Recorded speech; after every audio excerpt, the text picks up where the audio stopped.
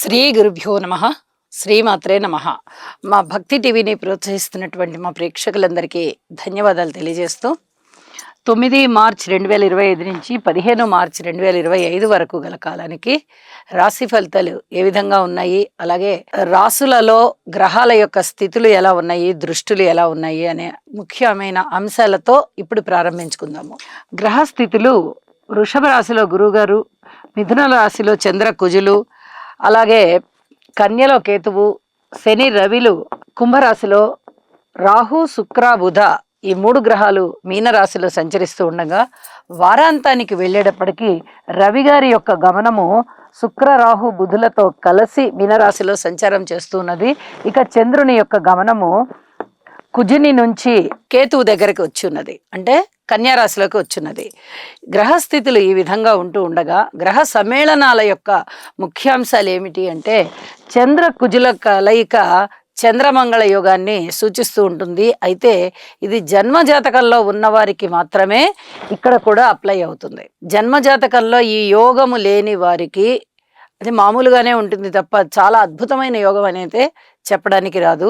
అయితే ఈ యోగం యొక్క ఫలితం, అసలు ఇది యోగం అని కాకుండా ఈ చంద్ర కుజుల యొక్క ఫలితం ఏమిటి అంటే కుజుని యొక్క దోషాన్ని పరిహరింపజేస్తుంది చంద్రుడితో కుజుడు కలవడం వల్ల.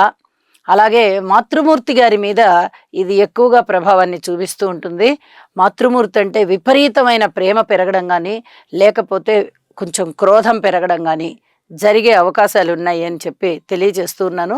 వారాంతంలోకి వెళ్ళేటప్పటికీ చంద్రుడితో కలిసారి కేతువు, కొద్దిగా అనుమానం అనేది పెరుగుతుంది, అలాగే దైవభక్తి కూడా పెరుగుతుంది.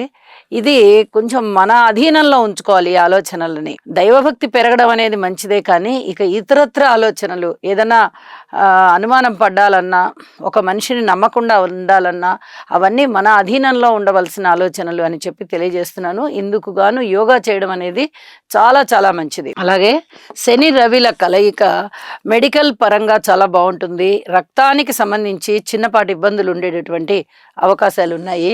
ఇక శుక్ర రాహు బుధుల కలయిక బధిరత్వం, అంటే ఏదైనా గుడ్డితనము, కుంటితనము, మూగతనము ఇట్లాంటివి ఏవో ఒకటి ఉంటాయి కదా చాలా మందికి, శారీరక పరమైన లోపాలు, అలాంటి లోపాలని తెలియచేస్తూ వాళ్ళని ఒక్కొక్కసారి శక్తిహీనులు అనేటట్టుగా చేయిస్తుందన్నమాట. అలాంటి ఫలితాలు ఉండడానికి అవకాశాలు ఉన్నాయి అని చెప్పి తెలియచేస్తూ ఉన్నాను.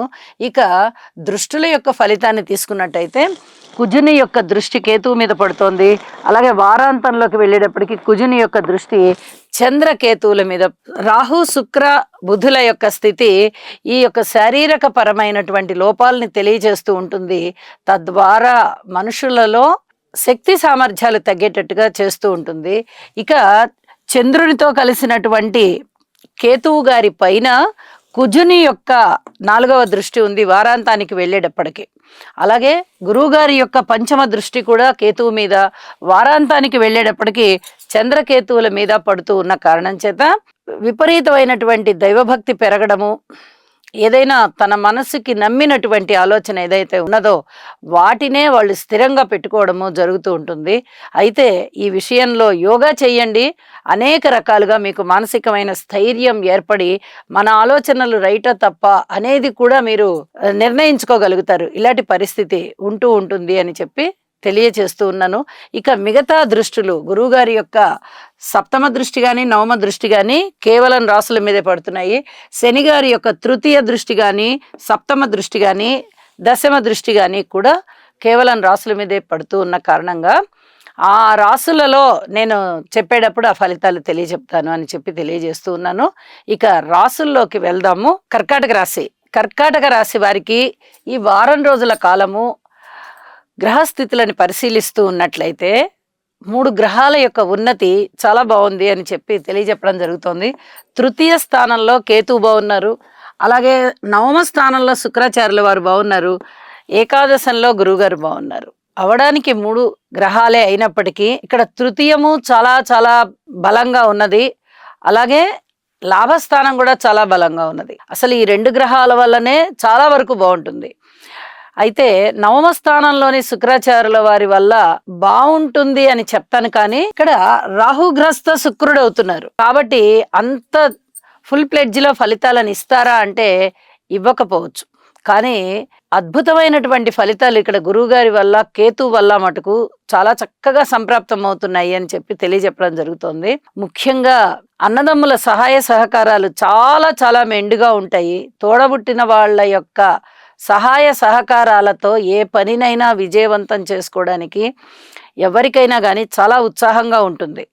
ఎందుకంటే పుట్టిన దగ్గర నుంచి కూడా వాళ్ళు కలిసిమెలిసే ఉంటూ ఉంటారు కాబట్టి అన్నదమ్ముల సహాయ సహకారము, అక్క చెల్లెళ్ళ సహాయ సహకారము చాలా చాలా ముఖ్యం అని చెప్పి అనుకుంటూ ఉంటారు. ఇలాంటి పరిస్థితి ఈ గ్రహస్థితుల ద్వారా చాలా అద్భుతంగా కనిపిస్తూ ఉంది. పైగా దాని మీద గురువుగారి యొక్క దృష్టి కూడా ఉంటున్న కారణం చేత ఇక వెనక్కి తిరిగి చూడక్కర్లేదు. మీ సంకల్ప శక్తి బాగుంటుంది, అలాగే సంకల్పం సిద్ధిస్తుంది, కార్యసిద్ధి జరుగుతుంది, అనుకున్న పనులు అనుకున్నట్టుగా విజయావకాశాలకు వెళ్తాయి, ఊహించని విధంగా ధనలాభాలు ఉంటాయి, అనేక విధాల పేరు ప్రఖ్యాతులు ఉంటాయి.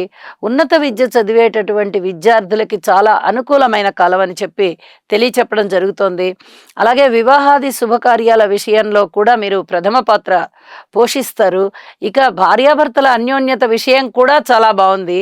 ఇక్కడ సప్తమ స్థానాన్ని గురువుగారు చూస్తున్న కారణం చేత భార్యాభర్తల మధ్య అనుకూలతలు చాలా సిద్ధిస్తున్నాయి అని చెప్పి తెలియచెప్పడం జరుగుతోంది. అలాగే అష్టమ స్థానంలో సంచరిస్తూ ఉన్నటువంటి శని గారు ఇక వెళ్ళిపోబోయేటటువంటి క్రమంలో ఉన్నారు. ఎప్పుడైతే రాశి చివరికి వెళ్ళిపోయి గ్రహం బలహీన పడిపోతుందో 28 డిగ్రీల్లోకో 29 డిగ్రీల్లోకో వచ్చేస్తోందో ఇక దుష్పరిణామాలు ఏవైతే ఉన్నాయో, ఆ దుష్ట ఫలితాలు ఏవైతే ఉన్నాయో అవి తగ్గిపోతాయి. కాబట్టి రాశ్యాధిపతి అయినటువంటి శని గారి యొక్క దుష్ట ఫలితం తగ్గిపోతూ ఉన్న కారణం చేత ఉత్తమమైన ఫలితాలు అతి త్వరగా అందుకుంటాయి. ఇది చాలా చెప్పదగినటువంటి సూచన.